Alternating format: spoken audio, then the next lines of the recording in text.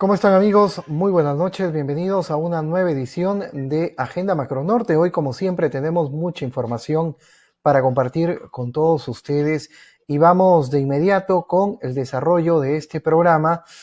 Tenemos ya en conexión directa a Pedro Huichalaf Roa. Él es ex subsecretario de Telecomunicaciones de Chile. Con él vamos a conversar sobre un tema que debe de preocupar a muchas personas que se conectan a la plataforma de Zoom. ¿Qué es lo que está pasando últimamente?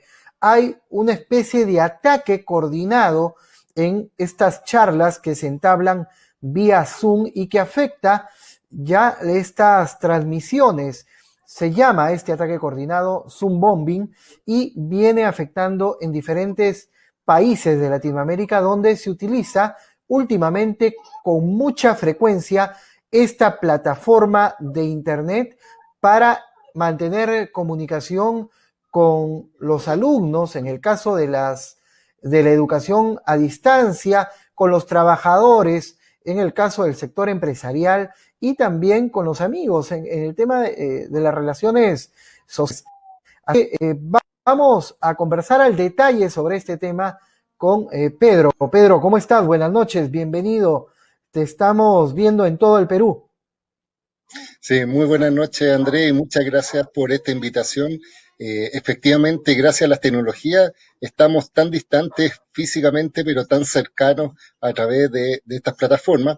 Y es lo que tú bien mencionas. Zoom es una plataforma que está de moda debido al coronavirus, la gente tiene la necesidad de seguir comunicándose y las medidas de precaución en el coronavirus es no estar tiene que haber un distanciamiento social, no puede acercarse grandes cantidades de personas al mismo tiempo, y es por eso que al final Zoom es una plataforma que permite suplir toda esta carencia, digamos, presenciales, y al mismo tiempo tiene la particularidad de que es gratuita en algunos casos, hasta 100 personas, pero se genera el segundo fenómeno, que es un fenómeno más bien social, que es la lógica de que salgan personas para interrumpir, molestar, para distorsionar una conversación, y es lo que se denomina el Zoom bombing, que es en las salas de chat de Zoom, ingresan, molestan, generan ruido, comparten imágenes, y generalmente se tienen que cerrar esas sesiones por la cantidad de personas que participan y generan estas distorsiones. Ahora, pero ¿cómo tener entonces una conexión segura a través de esta plataforma? ¿Hay algunos pasos que seguir? Sí, mira, tienes que pensar que el creador de la sala, es decir, quien organiza esta charla virtual, tiene que entender que existen varias configuraciones que puede, en este caso, establecer para evitar este tipo de comportamientos. Por ejemplo, en primer lugar, cada vez que realiza una sesión, se origina una ID, que es una dirección de la sala, y puede considerar además colocarle una contraseña a esta sala de tal forma de que a quien comparte este link con información sepa poder entrar y no pueda entrar personas que son desconocidas o no corresponden. Otra segunda opción que se le recomienda es que deshabilite los audios de las personas que están entrando y también los videos si es que así lo consideran, de tal forma de que solo él autorice cuando alguien va a hablar para evitar que todos simultáneamente hablen al mismo tiempo. Hay otras funcionalidades de Zoom también, como por ejemplo compartir escritorio o compartir anotaciones, que permiten en este caso a los que hacen Zoom Booming de masificar algún mensaje para todas las personas que están participando. La idea es deshabilitar estas funciones de tal forma que el control de la información que se muestra en pantalla sea del anfitrión. Y finalmente, también existen unas funciones de chat y hay que deshabilitar algunas funciones como por ejemplo compartir archivos o algunas conversaciones, deshabilitarlas. ¿Por qué? Porque muchas veces muchos ocupan esos, compartir información o archivos o link de forma de que te lleven a ciertos sitios o te hacen descargar, por ejemplo, programas, virus, troyanos, y eso también podría afectar la seguridad, en este caso cibernética o la ciberseguridad. Y Obviamente, como yo digo, hay que tener la precaución de entender que este tipo de herramientas son desarrolladas por humanos y en el fondo hay que hacerlo, en este caso, ser bien correctamente utilizados por todos. Claro, pero esta plataforma en este momento es la gran alternativa para poder conectarse masivamente y de manera gratuita en diferentes países de Latinoamérica que afrontan esta emergencia por COVID-19, pero también hay algunas plataformas que también brindan esto. Tengo entendido que Google también está preparando una plataforma parecida a Zoom y podría también entrar a tallar en este aspecto. Sí, mira, piensa que este es un mercado de servicios de videoconferencia y, por ejemplo, tenemos soluciones domésticas. Por ejemplo, WhatsApp permite hoy día conectar simultáneamente a 4 personas y de hecho se está pensando en ampliar hasta 8. Vía Skype también uno puede hacer una plataforma de videoconferencia o Facebook también lo permiten, solo que son más limitados en cuanto a la cantidad de personas que simultáneamente tú puedes ingresar. En el caso por ejemplo, de Microsoft, tiene una aplicación que se llama Teams, que hay que pagar una licencia para acceder y permite también tener control de la información. Y hay otras soluciones de software libre, Jitsi, que es también abierta, gratuita, que es una herramienta que está también disponible, pero la particularidad, como tú decías, de Zoom es que se ha popularizado por su gratuidad, porque permiten hasta 40 minutos tener sala, hasta 100 personas.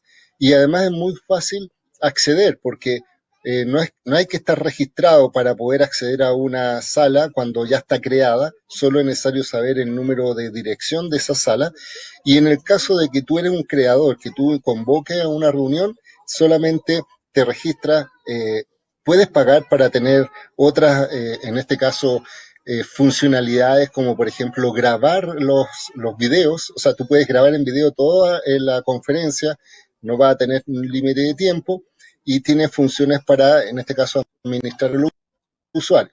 Que sí, a nivel de instituciones públicas y privadas han empezado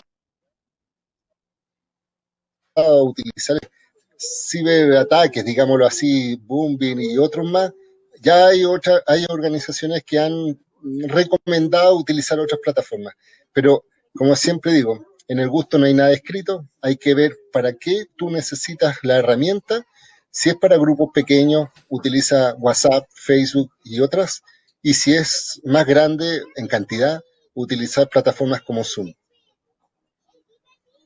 Ahora, pero la educación a distancia, que es lo que se está desarrollando en nuestro país, aquí en Perú, y también entiendo en otros países de Latinoamérica, eh, por esta contingencia mundial, por esta pandemia, la educación a distancia necesita de una serie de herramientas tecnológicas, de las TICs, pero en los países se ha desarrollado muy poco esta alternativa, cosa que debería dejarnos esta situación de emergencia como enseñanza, que la educación a distancia tiene que ser complementaria a la educación presencial. Podrían los dos, amalgamándose, tener un resultado bastante satisfactorio. O sea, mira, Andrés, tú tienes toda la razón. Yo creo que este episodio de la pandemia nos ha generado grandes desafíos a todas las personas que estamos en la región, sobre todo, que a diferencia de países como Europa o Estados Unidos, donde existen más competencias digitales, mejor conectividad, hay personas que ya están realizando teletrabajo y por tanto estas situaciones no es tan novedoso. En países como de la región, efectivamente existe esta distancia entre los conectados y los desconectados, entre las personas que saben utilizar la herramienta y quienes no. Aquellos que tienen los recursos para tener, por ejemplo, una conexión a Internet y para poder utilizar esta herramienta.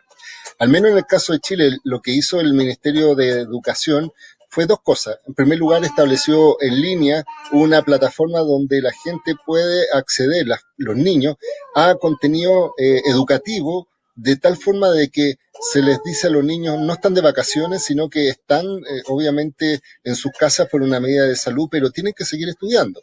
Por otro lado, se hizo un convenio en Chile con empresas de telecomunicaciones para que el acceso a esas plataformas desde tu celular, por ejemplo, desde un plan de datos, desde un prepago, no descuenten días de tu capacidad de descarga. Es decir, si tú pagas por un plan, por una cantidad de espacio de bajada, no sea afectada tu plan por ¿Ya? acceder a estos sitios. Esto es como gratuito en este caso. Por otro lado, en el caso de las universidades, te lo menciono personalmente, yo soy en este caso profesor de una universidad, también hay universidades que han entregado ciertos beneficios como acceso a computadores o pago de acceso a Internet a algunos estudiantes que no tienen las capacidades ni los recursos, de tal forma que habilitan sesiones de educación virtual y al mismo tiempo le dan los recursos a estos estudiantes para que puedan acceder. Pero esto es como un antes y un después. Ya no hay retroceso, es decir, si ya nos vimos con estas contingencias y los colegios, ni los profesores, ni los alumnos estaban tan acostumbrados, van a tener que darse cuenta que esta transformación digital va a hacer que la educación a distancia ya no sea simplemente algo puntual, va a ser algo permanente, tal como ocurre con el teletrabajo para las personas que también lo descubrieron, digámoslo así, con el coronavirus, pero en definitiva es un desafío, como tú bien dices, regional más que solo puntual. Claro, y al ser un desafío regional en tu calidad de ex subsecretario de Telecomunicaciones de Chile, ¿cómo observas a esta parte de Sudamérica? ¿Cómo observas qué países están en mayor posibilidad o en mejor posibilidad de adaptarse a este cambio sustancial y repentino que significa este aislamiento social obligatorio? ¿Qué países están mejor preparados y quiénes están, por decirlo de alguna manera, en la cola? Sí, mira, efectivamente, tal como me menciona, y solo para explicarlo, el subsecretario es como el viceministro de una cartera, en este caso de telecomunicaciones, Así es. y cuando estuve a cargo de las telecomunicaciones nos dimos cuenta que en la región existen países que están más adelantados y otros que están un poquito más atrasados, e incluso dentro del país, por ejemplo, en el caso de Chile, hay buena conectividad, pero hay tres tipos de conectividad. Están algunas personas que tienen conectividad al estilo europeo, es decir, de calidad, con buena velocidad, con fibra óptica. Tenemos otros habitantes que están al estilo latinoamericano, es decir, con una tasa de promedio regional de velocidad, pero también tenemos en Chile lugares donde la conectividad es como al estilo africano, como nosotros decimos, es decir, muy baja calidad o probablemente nula.